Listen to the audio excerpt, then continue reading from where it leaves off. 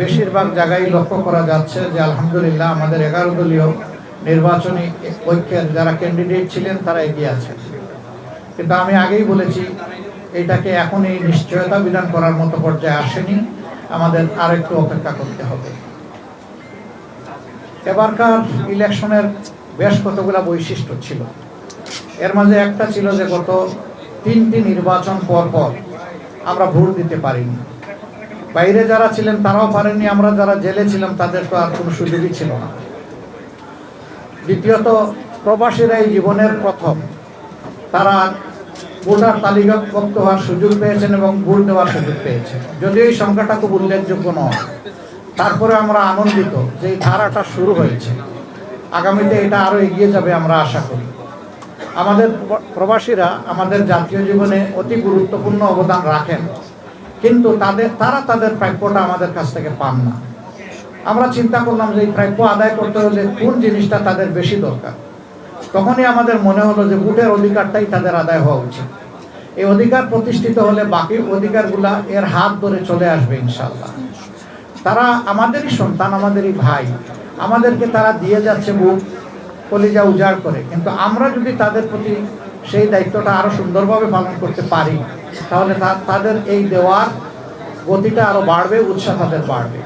আর তারা যদি দেখে শুধু দিচ্ছে কিন্তু সরকার, দেশ, জাতি তাদেরকে সেইভাবে সম্মানটুকু দিচ্ছে না, তাহলে যেটুকু আমরা তাদের কাছ থেকে বিভিন্নভাবে পাই সেটাও থাকবে না।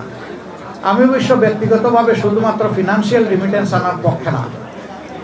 আমি যেখানেই গিয়েছি বিদেশের মাটিতে আমাদের প্রবাসীদেরকে আমি আহ্বান জানিয়েছি যে ফিনান্সিয়াল রিমিটেন্সের পাশাপাশি আমাদের ইন্টেলেকচুয়াল রিমিটেন্স দরকার। দেশকে গড়ার জন্য আমাদের অভিজ্ঞ এবং মেধাবী সেই রকম কারিগর প্রয়োজন। তা বিদেশে আমাদের ডায়াসপোরার মধ্যে বাংলাদেশি বংশোদ্ভূত যারা আছেন তাদের মধ্যে প্রচুর লোক এরকম আছেন যারা উন্নত বিশ্বে গুরুত্বপূর্ণ অবদান রেখে চলছেন।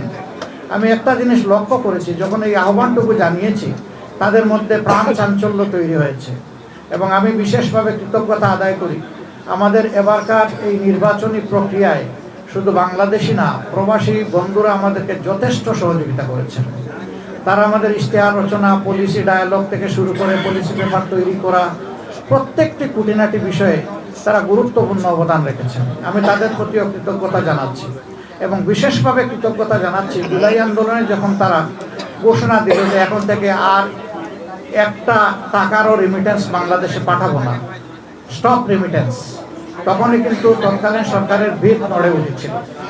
এটুকু করে তারা বসে থাকতে পারতেন, এটাই যথেষ্ট ছিল, কিন্তু না, তারা বসে থাকেননি।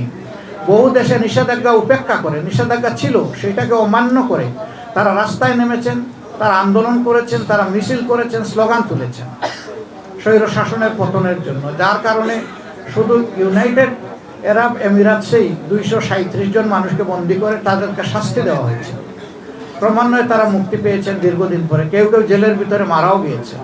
এরকম যারা ইন্তেকাল করেছেন আমি তাদেরকে আলাদাভাবে শ্রদ্ধার সাথে স্মরণ করছি এবং তাদের তামাম খেদমতকে, অবদানকে, ভূমিকাকে আমি আবারও স্বীকৃতি দিয়ে বলছি।